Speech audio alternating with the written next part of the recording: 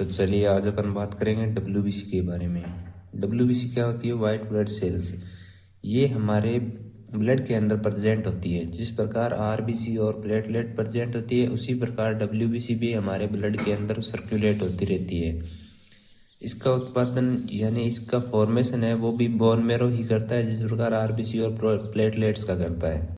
अगर हम total leukocytes के बारे में बात करें, मतलब टोटल डब्ल्यूबीसी की नॉर्मल रेंज है वो एट बर्थ यानी जब बच्चा पैदा होता है उस टाइम पे 10,000 से 25,000 क्यूबिक mm होती है, और 1 से 7 साल के टाइम में 6,000 से 18,000, 8 से 12 में 4.5 से 13,500, और अडल्ट एज मतलब एक नॉर्मल अडल्ट ह्यूमन में 4,000 से 11,000 रेंज होती है। इसमें 500 सेल्स की जो संख्या है वो अलग अलग होती है, वो हम डिफरेंशियल ल्यूकोसाइट काउंट में आगे काउंट करेंगे। डब्ल्यूबीसी कोई एक सिंगल सेल नहीं होती है, ये 5 प्रकार की सेल्स होती है जिन्हें टोटल को डब्ल्यूबीसी कहा जाता है।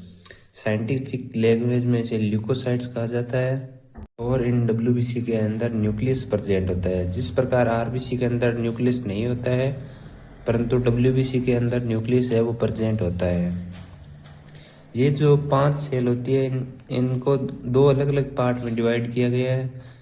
3 सेल्स होती है जिनमें ग्रेन्यूल्स प्रेजेंट होते हैं, और 2 सेल्स होती है जिनके अंदर ग्रेन्यूल्स प्रेजेंट नहीं होते हैं, जिसको इसमें ग्रेनुलोसाइट और नॉन ग्रेनुलोसाइट में डिवाइड किया जाता है।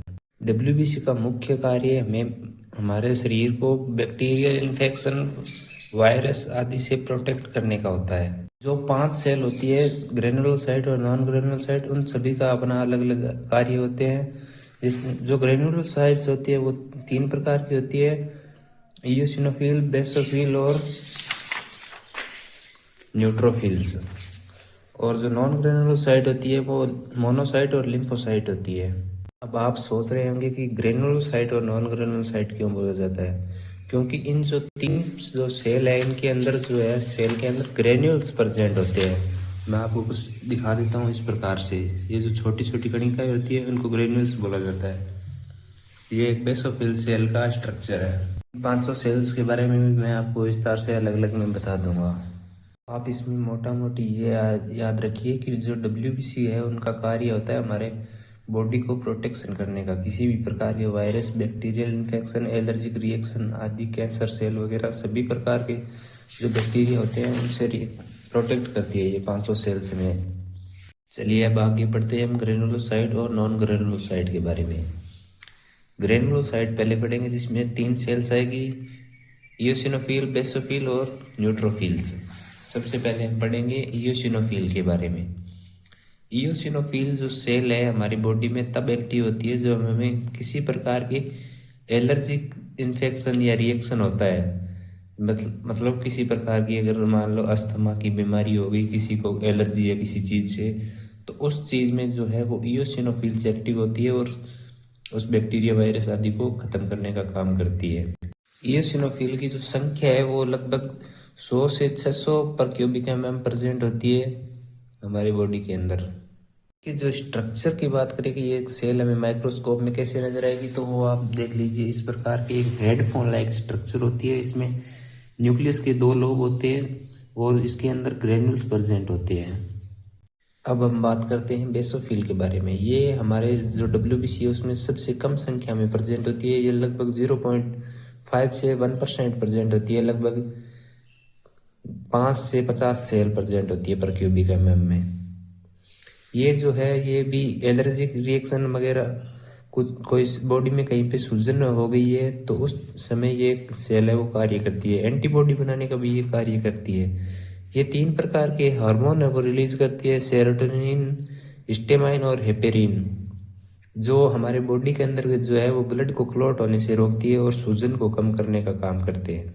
ये डायग्राम में कुछ इस प्रकार नजर आएगी। इसमें जो है ये गेंद के जैसे दिखाई देगी। इसमें न्यूक्लियस के 4 से 5 लोब होंगे और इसके अंदर भी ग्रेन्यूल्स है जो वो प्रेजेंट होंगे। चलिए अब हम बात करते हैं न्यूट्रोफिल्स के बारे में। ये हमारी बॉडी के अंदर सबसे ज़्यादा मात्रा में प्रेजेंट होती है, लगभग 2,000 से 8,000। टोटल डब्ल्यूबीसी का ये 60 से 70% जो होती है वो हमारे प्रेजेंट होती है। ये हमारे बॉडी के अंदर बैक्टीरिया, वायरस आदि से प्रोटेक्शन करने का काम करती है। मतलब अगर कोई बैक्टीरिया आएगा तो सबसे पहले जो सेल एक्टिव होगी वो न्यूट्रोफिल्स ही होगी। इसकी स्ट्रक्चर की बात करूं तो इसके अंदर भी न्यूक्लियस के 4 से 5 लोब होंगे जो आपस में कनेक्टेड रहेंगे और इसके अंदर भी ग्रेन्यूल्स है जो प्रेजेंट रहेगा। एक लार्ज सेल होती है जिसका डायमीटर लगभग 10 से 12 माइक्रोमीटर होता है। इसका लाइफ स्पेन की बात करें तो ये लगभग 5 से 7 दिनों तक जीवित रहती है। चलिए अब हम बात करेंगे नॉन ग्रेनुलोसाइट जिनके अंदर ग्रेन्यूल्स प्रेजेंट नहीं होंगे। तो वो दो प्रकार की सेल होती है, मोनोसाइट और लिम्फोसाइट। लिम्फोसाइट खुद दो प्रकार की सेल होती है, एक टी सेल होती है, एक बी सेल होती है।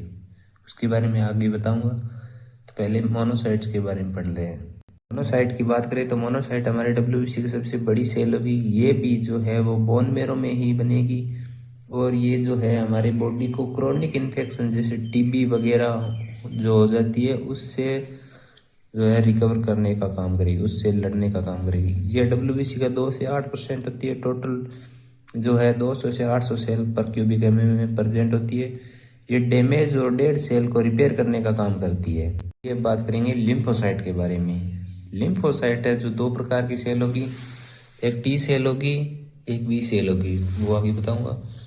लिम्फोसाइट्स का मेन जो कार्य है वो हमारे बॉडी के अंदर एक तो इम्यूनिटी बनाने का है, एंटीबॉडी बनाने का, और दूसरा जो है कैंसर सेल वगैरह जो सेल्स होती है उनसे लड़ने का, हमारी बॉडी को प्रोटेक्ट करने का काम होता है।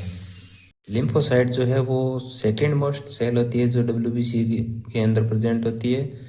ये इसकी टोटल रेंज 20 से 25% होती है टोटल डब्ल्यूबीसी का। तो टी सेल की जब हम बात करेंगे तो टी सेल और बी सेल का मतलब है, टी सेल जो है वो थाइमस में जाकर जो है वो मेच्योर होगी, बनेगी दोनों सेल बोन मेरो में ही, मगर टी सेल थाइमस में मेच्योर होती है और बी सेल है जो बोन मेरो में ही मेच्योर होती है।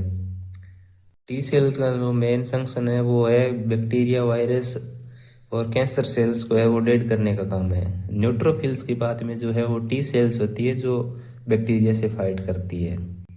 और जो बी लिम्फोसाइट्स होते हैं ये एंटीबॉडी बनाने का काम करते हैं, जैसे IgG, IgM, IgA, IgE, IgD, ये जो एंटीबॉडी बनाई जाती है बैक्टीरिया वायरस वगैरह के खिलाफ वो बी सेल्स है वो बनाती है।